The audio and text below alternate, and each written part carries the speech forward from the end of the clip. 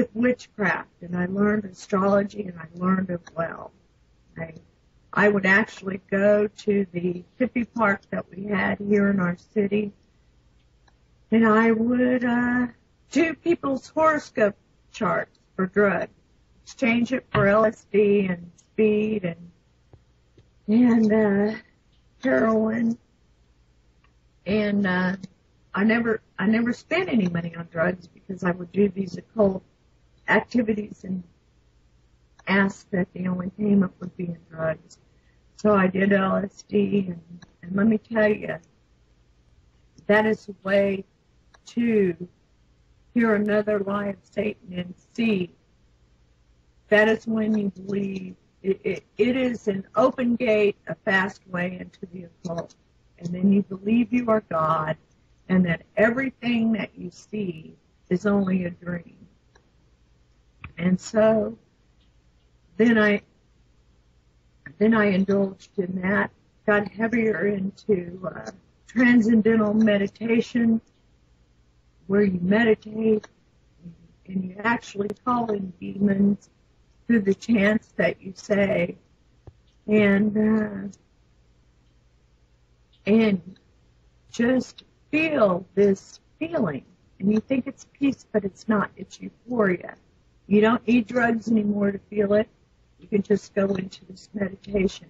And I would show people the power that I had through this meditation by sticking my hand in a bucket of hot ice that they used to keep the ice cream cool in. And I'd say, I can stick my hand in this and I can leave it for 5 minutes. I will pull it out and my hand will not even be cold. It will not even be burned by the hot ice. And, Satan has power, and that would actually happen. And I would be into astral projection, where you could actually leave your body and go to another place.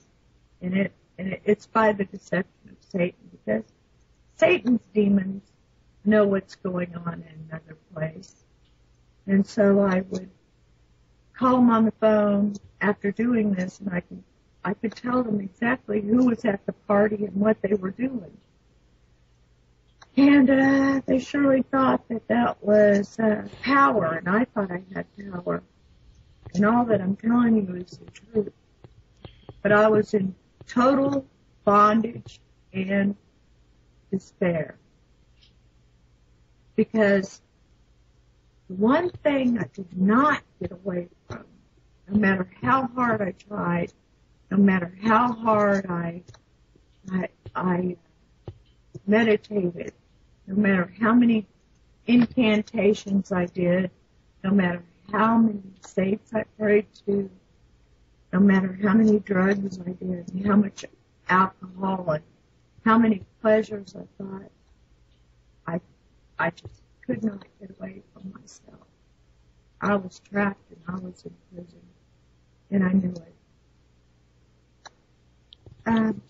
Would you mind if I got a drink of water? Oh, no, not at all. It's very hard. Oh, I can't imagine what you've been through, Regina. It's... And that is why that I'll fight Catholic Church and go. Mm-hmm. I know what bondage these people are in, and how they think that they're righteous by their works, but they never ever can be. No. I don't know. Have you ever known anything about this? No. I've never been in the Catholic Church, thank God. Thank God, it's right. Yeah. What a burden. It is sin and guilt and shame that no power on earth can break. Right, that's true. Just know that you're dead and you're totally deluded. People could tell you about the Inquisition and the things that the Catholic Church did in Nazi Germany, and they could give you the truth, and And he would just say, oh, that's just a few bad Catholics. That's not the Catholic Church. And at least they were honest when I was young. They taught us to say when the Mass was still in Latin, when we were still the Holy Catholic Church of Rome, Roman Catholic.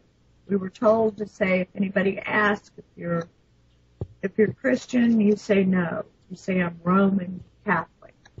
Taught that, and we were told we could never go to a Protestant church, except for if we got special dispensation from the priest to go to a wedding or a funeral, because they were so in fear that we would hear the true gospel of Christ. That's right. And that's what we would have to do. If we wanted to go to a Girl Scout meeting or a wedding or funeral from a Protestant, we would have to ask the priest for special dispensation and hope that he would give it to us before the date.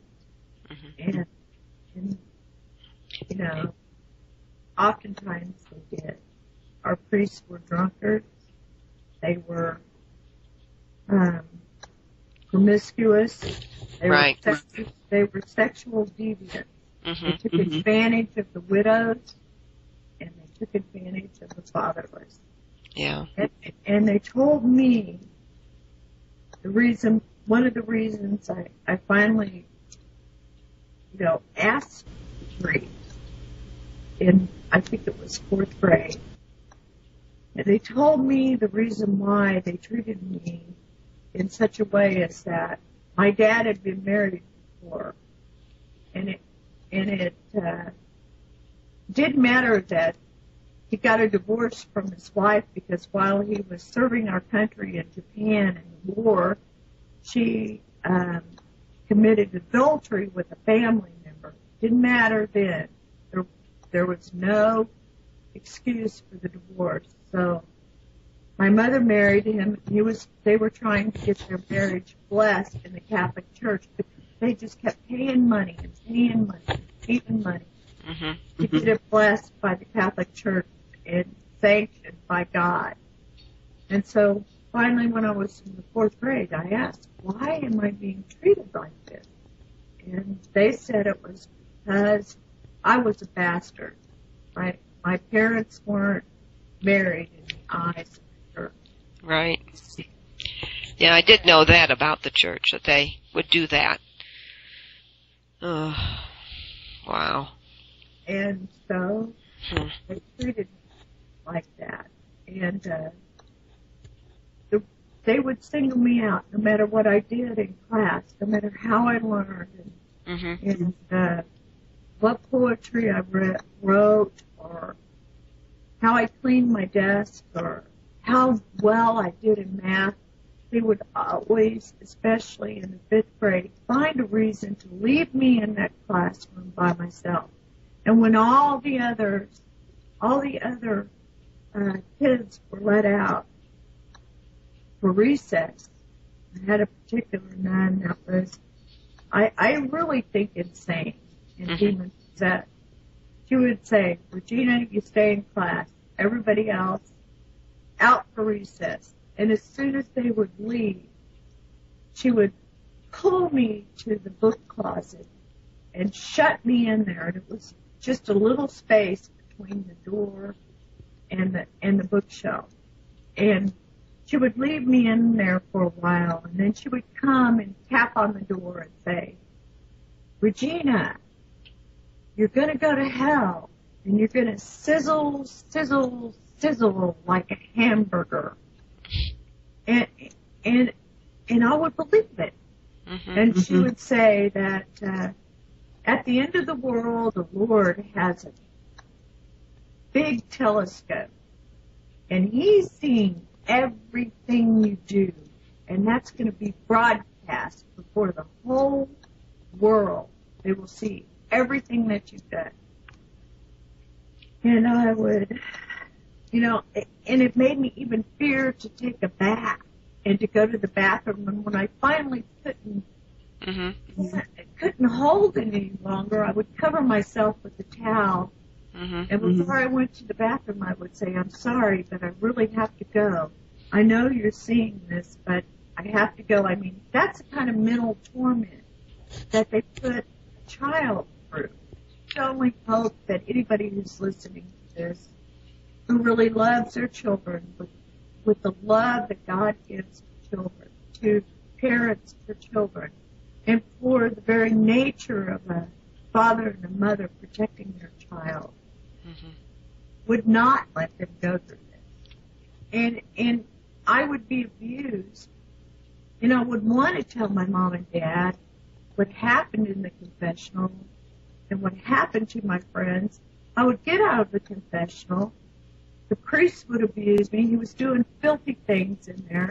He would walk out with a smile on his face, and then everybody would come up to him and say, oh, Father, you're so wonderful. Oh, bless us, Father. Oh, and they would do everything to gain this priest's favor, so therefore put it on me, which was that there must be something wrong with me, because this priest could possibly be doing something wrong. Oh, what a burden for a child, for any. And then they want you to respect them. Respect our religions. Religion is not to be respected. You uncover the truth. You say the truth. No matter what.